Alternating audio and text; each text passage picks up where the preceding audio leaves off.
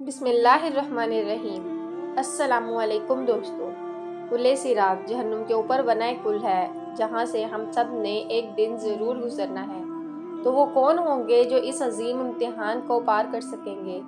جب تک آپ زندہ ہیں تو یہ جاننا بہت ضروری ہے کہ اس پل کو بغیر گرے کیسے پار کیا جائے، کیونکہ اس پل کے آخر میں ایک ایسا دروازہ ہے جس میں داخلے کے لیے ایک انسان کو بنایا گیا ہے اور جو آپ کی اس دنیا میں اچھی زندگی گزارنے کا انعام ہوگا۔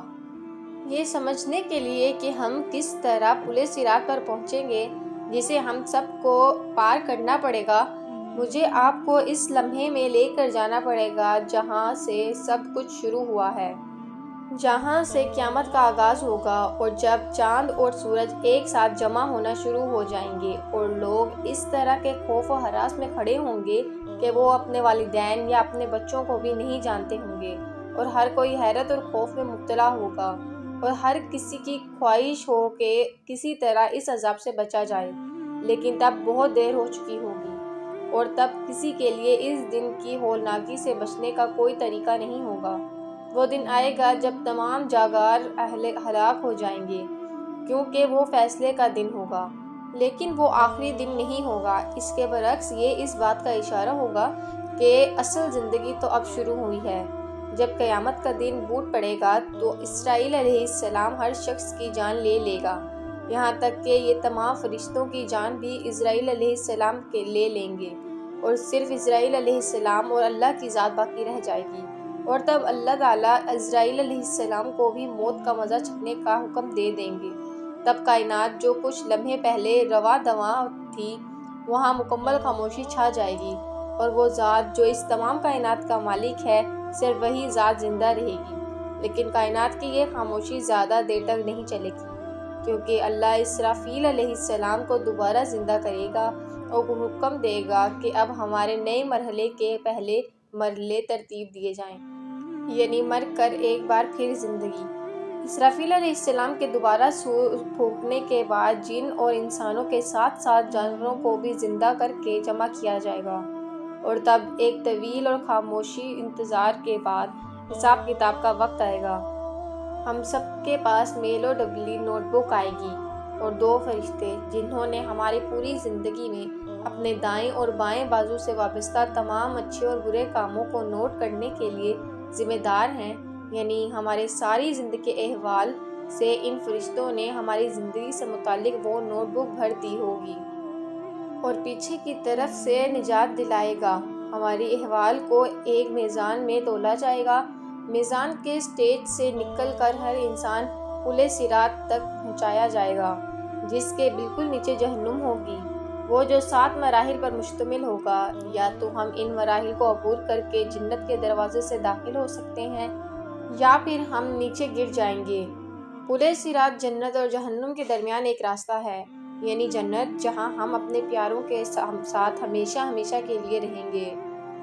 ہم اس راستے کے آخر میں ابدی خوشی تک پہنچیں گے، اور ہمارے آخری نبی صلی اللہ علیہ وآلہ وسلم ہمیں اس بارے میں بہت اہم معلومات دی ہے کہ اس پل کو کون کس طرح پار کرے گا، اور اس پل کو کس طرح پار کیا جائے گا۔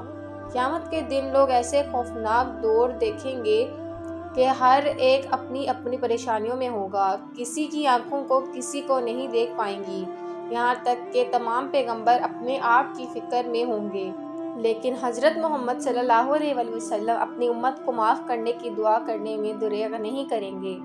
پل صراط اور آپ کے آغاز میں وہ ہمیں اللہ کی طرف سے دی گئی اجازت سے اپنی شفاعت کے منتظر ہوں گے۔ پل صراط کے لمبے راستے پر 7 مرحلے ہوں گے۔ پل صراط پر گزرتے ہوئے لوگوں کی مختلف رفتار ہوگی، کچھ کو پلک جھپکنے میں گزر جائیں گے اور کچھ بجلی کی تیزی سے عبور کریں گے، کچھ ہوا کی رفتار سے اور کچھ تیز گھوڑوں کی طرح، جبکہ کچھ اور ایسی دیگر سواریوں کی رفتار میں گزریں گے، اور کچھ ایسے بھی ہوں گے جنہیں جہنم میں ڈال دیا جائے گا۔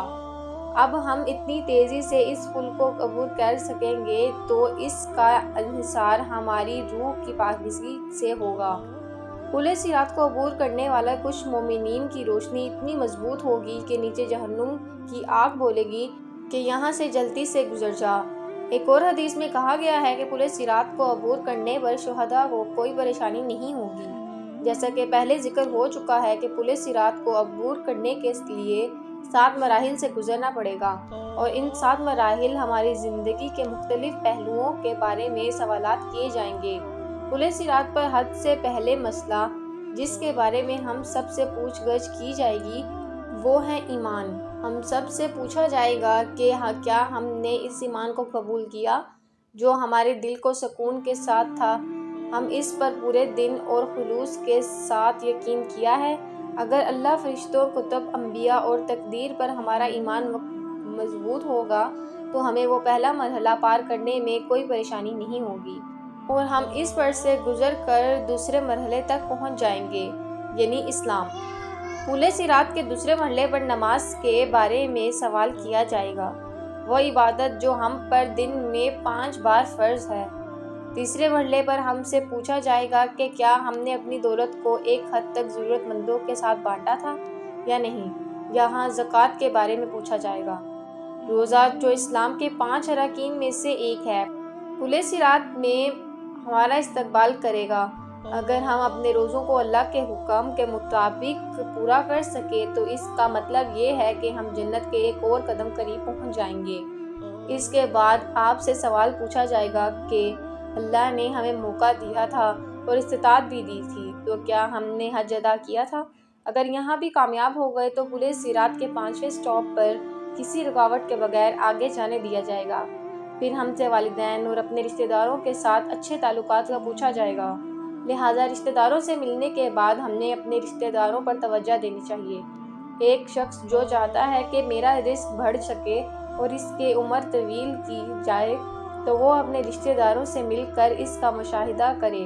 اگر ایک انسان والدین کا احترام کرنے میں کامیاب رہا تو اس کا یہ عمل اسے جنت سے ذرا بہہ جائے گا، آخری مرحلے تک پہنچنے میں مدد کرے گا۔ اگر آپ نے ان تمام باتوں کا خیال رکھا تو اس آخری مرحلے پر آپ کو پریشانی ہونے کی ضرورت نہیں ہوگی، کیونکہ پل صراط کی دوسری طرف حضرت محمد صلی اللہ علیہ وآلہ وسلم اپنی امت کے لیے جنت کے دروازے پر کھڑے دعا کر رہے ہوں گے۔ اللہ ہم سب کو ان تمام مراحل سے بغیر کسی رکاوٹ کے گزرنے اور ہمیں جنت میں آپ صلی اللہ علیہ وآلہ وسلم کے ساتھ داخل ہونے کا اعزاز عطا فرمائے۔ آمین۔